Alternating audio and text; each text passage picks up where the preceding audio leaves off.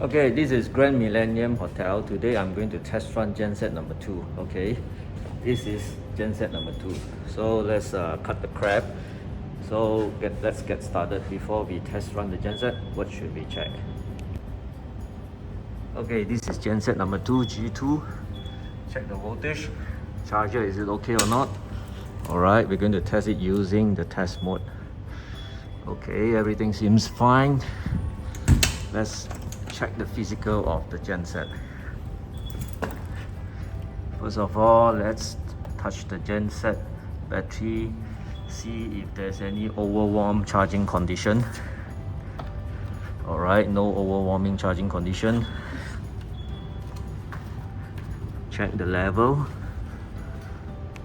Okay, let's check the battery water level. Make sure level is in optimum level or at least above the minimum level. Okay, then you have to check the charging amp. Okay, this is the current charging amp is about 0.9 amp. Okay, check the charging voltage. 27.4. Okay, all right, let's check the engine oil.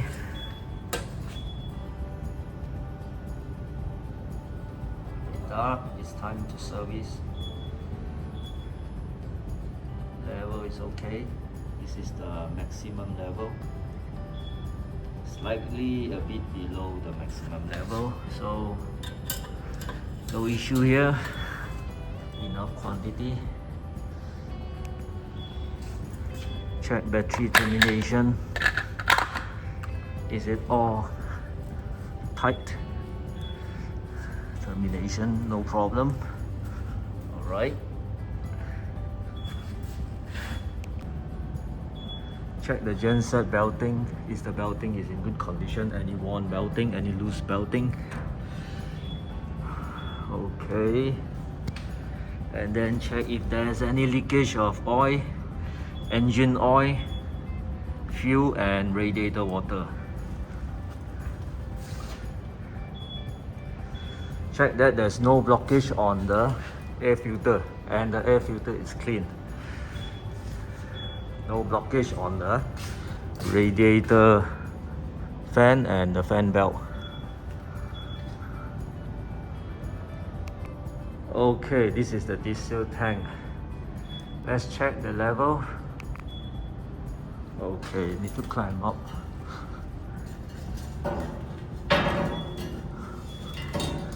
Alright, we have the level here. This is the level. It's about 70%. Okay, let's check the radiator water level.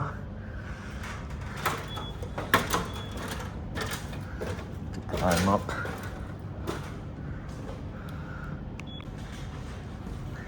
Okay.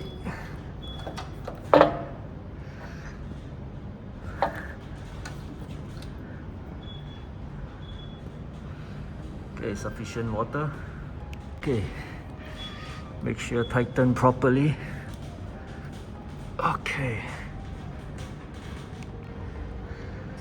Alright, now we're going to test the genset and we're going to witness the battery drop, how much, using the slow motion camera, so that we can see during the cranking this battery needle drop until how much possible, not lesser than 15 volt DC.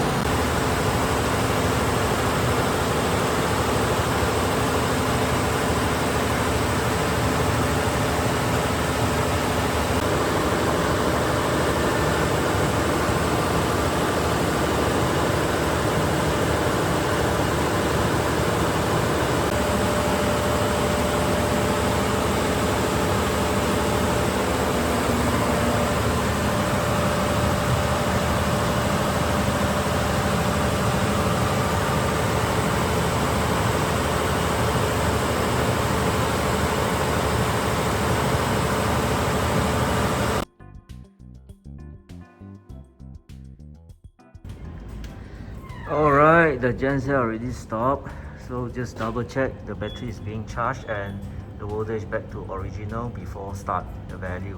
Just then we noticed that during the genset is running, there's no charging from this charger, and as well as there's no alternator at this genset model.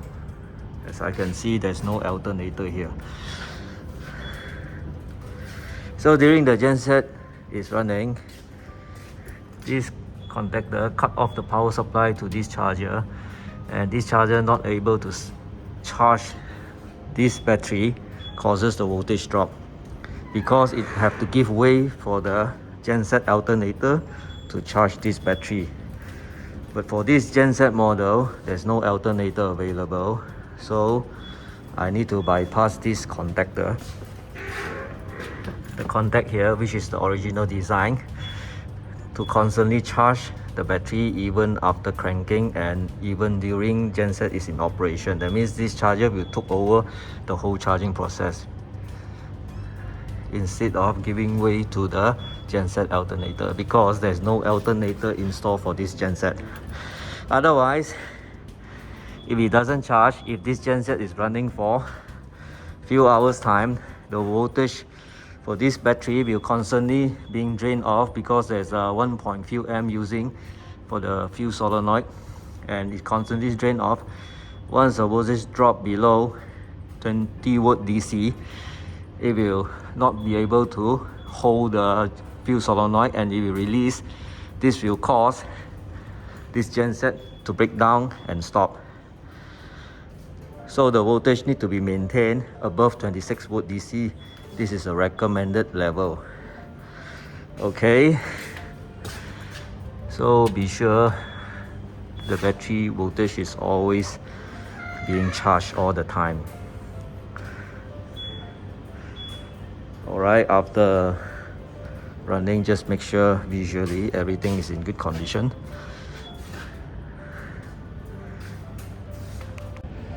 Alright, thanks for watching. I hope my sharing will give you some ideas and guidelines on how to test run your genset, as well as make you more expert in your field. Thanks.